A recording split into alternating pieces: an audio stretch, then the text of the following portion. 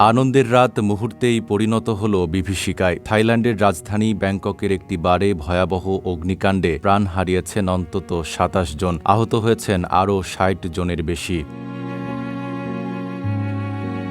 স্থানীয় সময় রোববার রাত 11:30টার দিকে চাতুচাক এলাকার রং বিয়ার নালাত ফারাও নামের একটি জনপ্রিয় রেস্তোরাঁ ও বিনোদন কেন্দ্রে আগুনের সূত্রপাত হয়। খবর পেয়ে ফায়ার সার্ভিস দ্রুত ঘটনাস্থলে পৌঁছে প্রায় আধা ঘণ্টার চেষ্টায় আগুন নিয়ন্ত্রণে আনে, তবে ততক্ষণে পুরো ভবনটি ধ্বংসস্তূপে পরিণত হয়।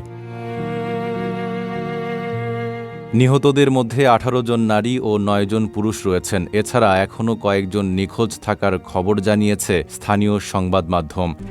RICL TMX, যুগের পর যুগ স্থাপনা থাকে মজবুত। আহতদের বিভিন্ন হাসপাতালে ভর্তি করা হয়েছে, যাদের অনেকের অবস্থাই আশঙ্কাজনক। ঘটনাস্থল পরিদর্শন করে প্রধানমন্ত্রী অনুতিন চার্নভিরাকুল জানান, বারে পারফর্ম করা এক সঙ্গীতশিল্পীর তথ্য অনুযায়ী কাট আউট সুইচ থেকে আগুনের সূত্রপাত হয়। এরপর একটি বিস্ফোরণ ঘটে এবং মুহূর্তের মধ্যেই আগুন ও ঘন ধোঁয়া পুরো ভবনে ছড়িয়ে পড়ে।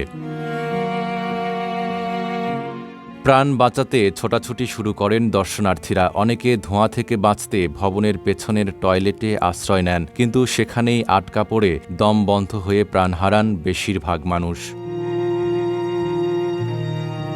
এদিকে সামাজিক মাধ্যমে ছড়িয়ে পড়া ভিডিওতে আগুনের ভয়াবহতা স্পষ্ট দেখা গেছে। ঘটনার প্রকৃত কারণ জানতে ইতিমধ্যেই তদন্ত শুরু করেছে থাইল্যান্ডের প্রশাসন। এই মর্মান্তিক দুর্ঘটনা দেশ জুড়ে শোকের ছায়া ফেলেছে।